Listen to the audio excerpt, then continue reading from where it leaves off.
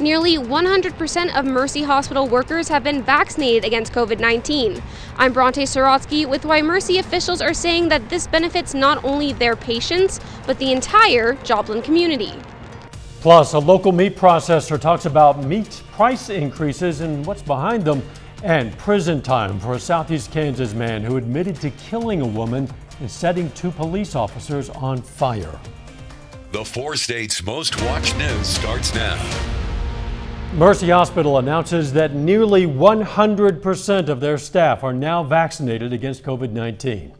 KOIM's Bronte Sorotsky spoke with a Mercy official and a patient about this milestone for the hospital.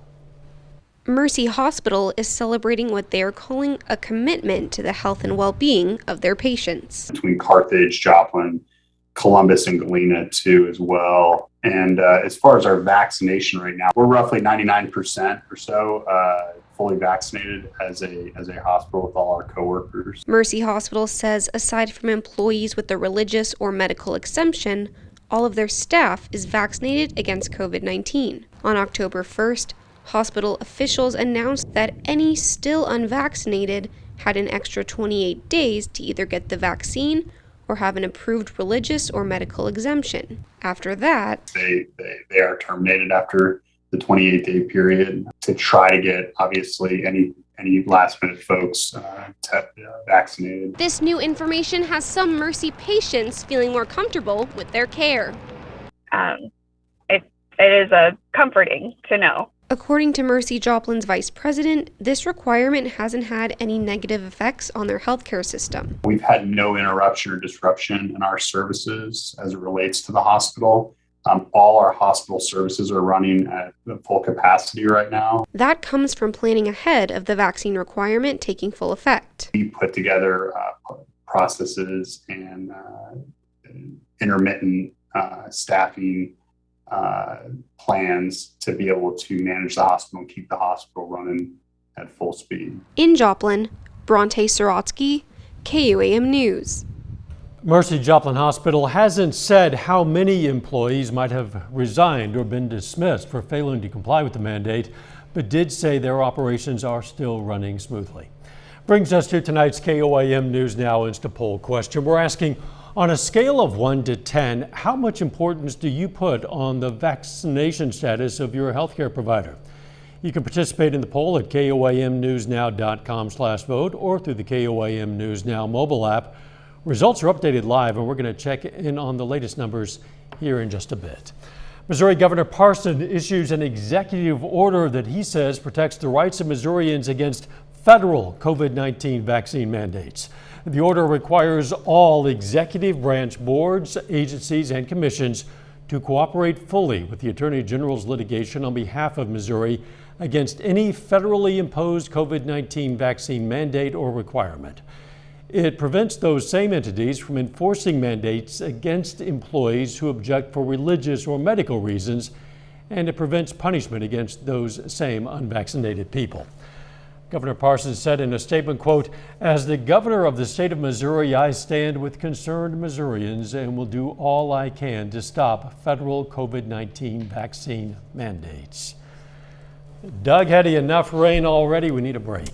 We do. We've had quite a bit of rain over the past couple days. Plus, if you add in the rain that we had last Friday night into Saturday morning, a lot of areas are approaching 10 inches over the past week. So we do need a chance to dry out just a bit, but we still are getting the rain. These are mainly light to moderate showers. We're on the back side of this storm system now, and that's why we are getting the rain rotating from north to south across the region. And there are some pockets where it's just drizzle, and these are just light showers, but this is going to continue as we go through the evening into the overnight hours. Plus, it's cold. Look at our temps, upper 40s to near 50 degrees. All right, let's go through time. As we go through the evening hours, much the same. Showers continue. Once we get past midnight, they'll start to break up a little bit, but they're still going to be out there all the way into the morning hours. So if you are getting up early, you do need to take the rain gear once again with you tomorrow morning. Wednesday's going to stop, and what about the weekend? We'll look at that here in just a bit. We'll see you then. A lot of things have gotten more expensive in 2021, and that includes meat. According to the most recent Consumer Price Index posted by the U.S. Bureau of Labor Statistics, the price of beef has risen 17.6% during the last year. But for meat processors and sellers who deal with livestock raised here in the four-state area, those increases might not be as drastic. The team at Webb City's S&J Processing, which also runs Joplin's Old Hickory Smokehouse, says they've managed to keep price increases to a minimum because of their local partners. Definitely went up a little bit. We've dealt with the shipping issues and stuff like that everybody has. But for the most part, we teamed up with Show Me Beef, which is local raised farms, and they've done a pretty good job of keeping their prices even. So we've actually been able just this week to lower a lot of our prices. Meat prices may be a bit more stable than average at Old Hickory, but the manager at S&J Processing says the pandemic is still causing complications for them in other ways. We're going to have more on that for you tonight at 10. A Baxter Springs, Kansas man convicted of killing a woman and setting 2 police officers on fire gets prison time.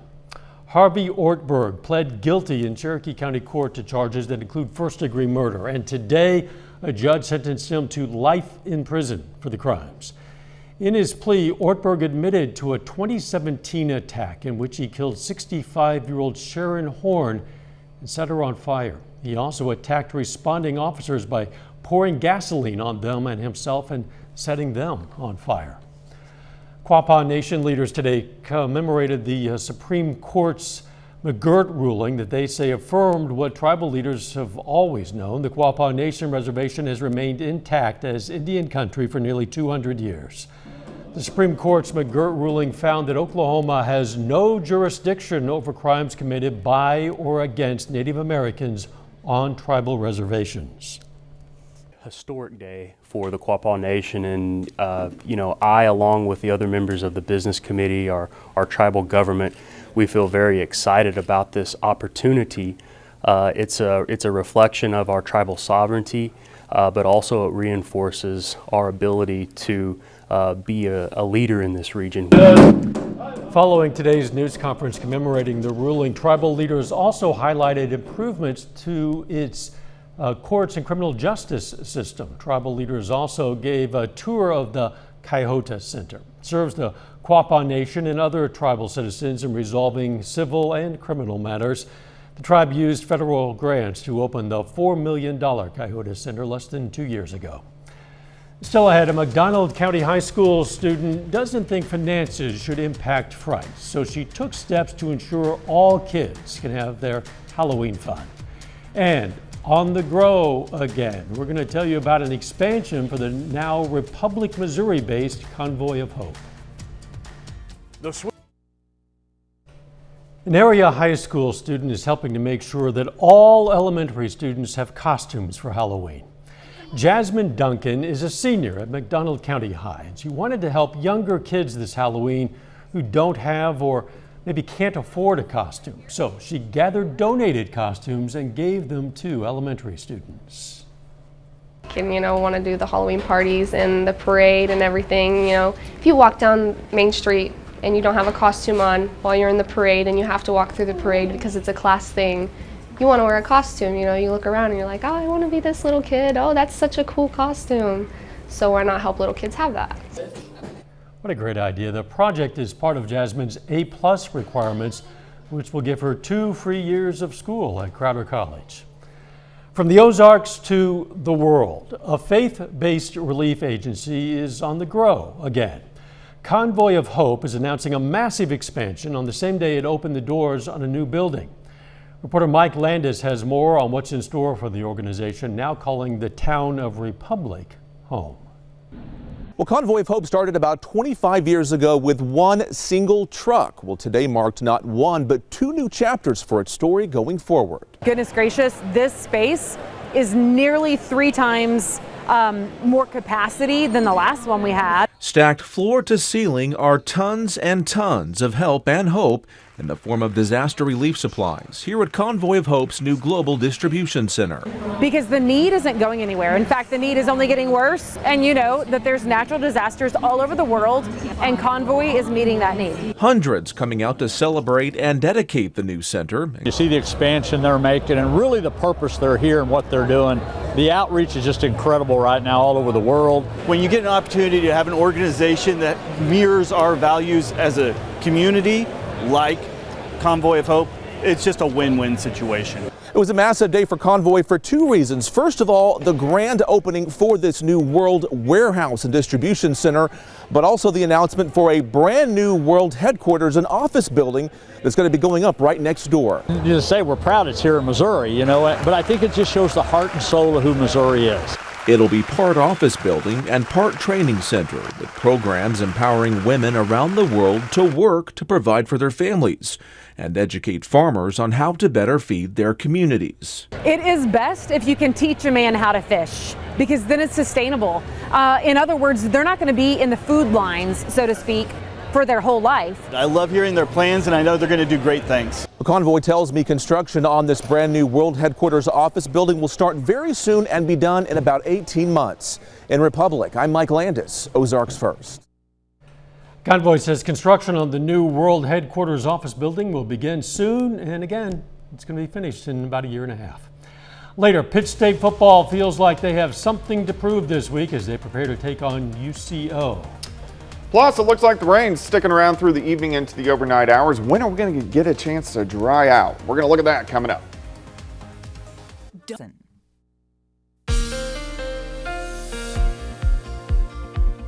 Definitely another gloomy day for us today. Temperatures cold. We've been sitting upper 40s to near 50 all day long, and we've had the on and off showers throughout the entire day. And it looks like this is really going to continue as we go through the evening into the overnight hours for us tonight. Look at the rain.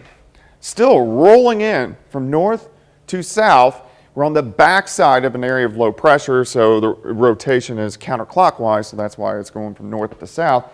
Again, nothing strong, nothing severe, but just these light showers continuing across the region. This will continue as we go through the evening. There are some pockets where you just drop back to drizzle, but that is really just about it. It's just kind of nasty out there. Let's go ahead, zoom in. So for the metro from Carthage to Miami up to Pittsburgh and Neosho, you can see a little drier pocket on the east side of Joplin, but besides that, we're just going to have periods of showers continuing to rotate in. Look at the rainfall amounts. Where you see the yellows, we're talking at least 3 inches of rain. So a lot of areas have picked up 3 upwards to 4 inches over the past 36 hours. But on average, most of us are about 1.5 to 3 inches of rain, and it's chilly. We're sitting upper 40s to near 50 once you get into our western counties. Also kind of windy. We've had the northwesterly winds picking up throughout the afternoon. Northwest winds at about 10 to 20 miles per hour. And then we get gusts, which have been higher than that. We've had winds gusting 30 upwards to 35. The winds really aren't going to diminish. They're going to stay fairly strong once again as we go through the overnight hours tonight, and then pretty breezy still even tomorrow. It's wet out there, 49, 7th range line. Relative humidity is at 86%. We have a wind chill. Feels like 42 with those strong northerly winds. We're going to drop back through the 40s, but we're going to hold steady into the mid 40s a little bit later on tonight. But you can see this huge system. We're just on the back edge. It's just taking its time moving out. You can see the main upper level low now, southeastern parts of Missouri. Once it's out of here, out to the west, not a whole bunch going on. So that's our weather as we go through the next few days. Let's go through time. Let's go through the evening hours, periods of showers. We'll stop at midnight. After midnight, the showers become a little bit less numerous, I guess, across the region. We're not going to have it as widespread, but we're still going to have light showers out there through the morning hours and drizzle. And then I think by the afternoon, finally, most of the rain's going to roll out of here. We'll get sunshine on the Kansas and the Oklahoma side, mainly staying cloudy in southwestern parts of Missouri, but at least we're going to start to see a chance to dry out. Then tomorrow night, we drop back all the way down near 40. So it's going to be a cold night, but as we head into the weekend, Saturday, it looks pretty good. Sunshine returns and we pop up into the 60s for afternoon highs. Still additional rainfall with these showers tonight. They're going to be light, but I'd say most of us pick up an additional 2/10, maybe 3/10 of an inch of rain as we continue to get these light showers on and off through the overnight hours into tomorrow morning. 55 for a high. But look at the 60s returning Saturday and Sunday. Halloween weekend looks fantastic.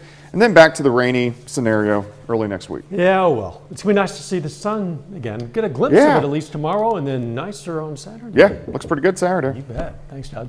Coming up in sports, Colgan and Riverton kick off the postseason with home games tonight. And the Pitt State Gorillas return home this weekend to face Central Oklahoma. Jacob Leonard has that and more next. Doug Hetty has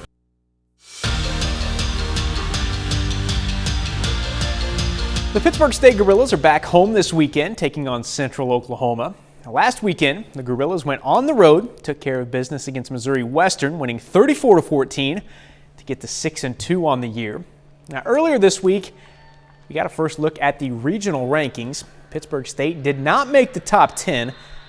Top 7 make the playoffs at the end of the year, so it's not where they want to be. But being slept on isn't anything new for this team, and the Gorillas are ready to show they deserve to be in the conversation in their final 3 games.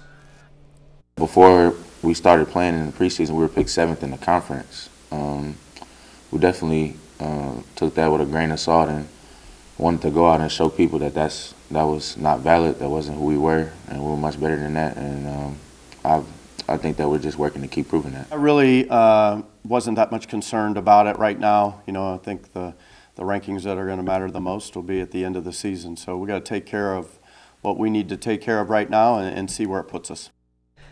The Missouri Southern Lions are also at home this weekend, hosting Missouri Western. And both of these teams are 3-5 heading into Week 9. Now, you may remember last time Southern played at home, they beat Central Missouri 30-28 on a last-second field goal. It was their first home win since 2018. The Lions are excited to be back in Joplin this weekend and they're looking forward to playing in front of a home crowd that's been pretty good to them all season long. When I came in as a freshman, we just didn't have a lot of fan base and things like that, but over the years, I've just seen people come here to the games and things like that now, and they're proud to be Lions. They're proud to be fans of supporting us as a community and the football program and things like that. So I'm just happy and I'm thankful for them to come out on Saturdays and cheer for us. Well, despite the disgusting weather tonight, we do have some high school football in southeast Kansas. This week is the first week of the playoffs. Both Colgan and Riverton are at home tonight in the first round of the 2A bracket. Colgan hosts Humboldt this evening. The Panthers finished the regular season at 4-4, while the Cubs are 5-3. That one begins at 7 o'clock. As for Riverton, they're hosting the Eureka Tornadoes tonight at the same time. The Rams earned a district championship last week and finished the regular season 6-2. We'll have highlights from both of these games right here tonight at 10. Now that's a look at sports. We're back with more news after this. There's casinos, then there. Take time now to honor a local veteran. Corporal Paul Buckner served in the U.S. Marine Corps. His hometown, Baxter Springs, Kansas, and we are proud to salute Corporal Paul Buckner. He's tonight's 4-state hero. Here's a look at what's coming up tonight on KOAM News at 9 on Fox 14 after Thursday Night Football.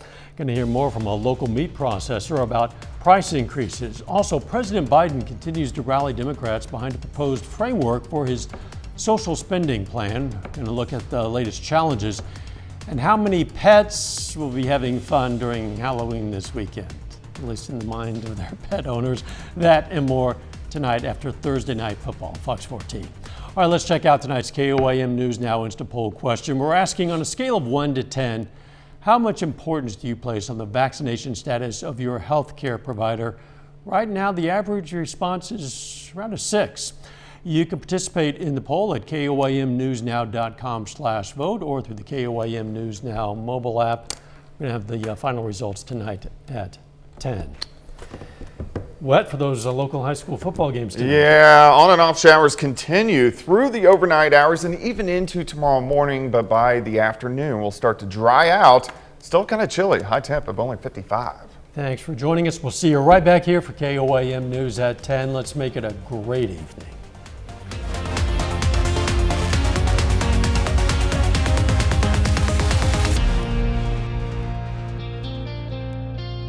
Salon service is provided by the